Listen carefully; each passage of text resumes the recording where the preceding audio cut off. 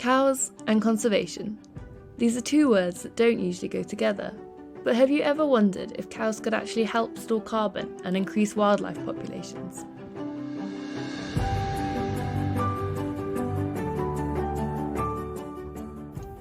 In autumn, I went to Herefordshire to speak to James Hawkins and find out how he's using livestock to conserve a rare British habitat, the wildflower meadow. Today you're on Warren Farm, which is part of the Brockhampton National Trust estate. We farm 550 acres here. We're quite a varied farm. We go from roughly 700 feet, so it's quite challenging, down to 50 feet down in the bottom. Surrounded by beautiful woodlands and, in my humble opinion, one of the most beautiful parts of Herefordshire. Across James's 550 acres, cattle and Hebridean sheep are helping to transform improved grassland back to traditional wildflower meadows.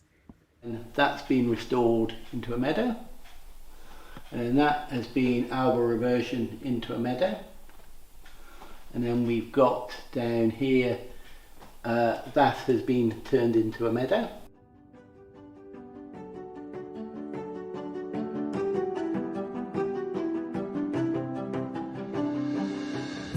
The cattle have a very important role, not just here but worldwide, in maintaining a diverse sward. They're not quite selective eaters as the sheep. If you have your sheep, they're pretty selective. The cattle will wander, graze and have lots of different swards at different heights.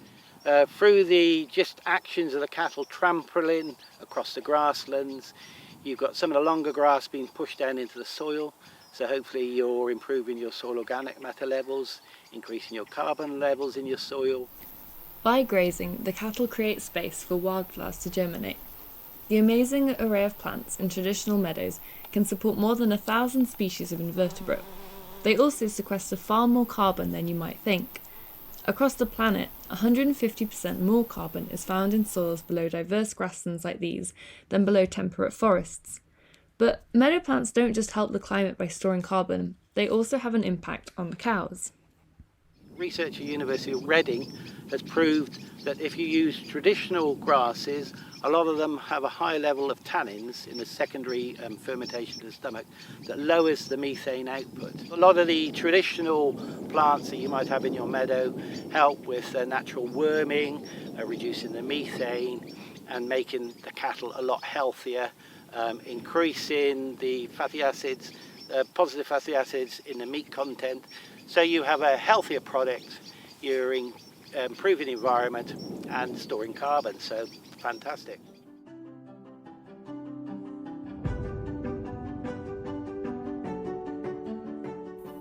Talking to James was really fascinating, and I learnt that the impact that cattle have on the environment depends entirely on how they are managed.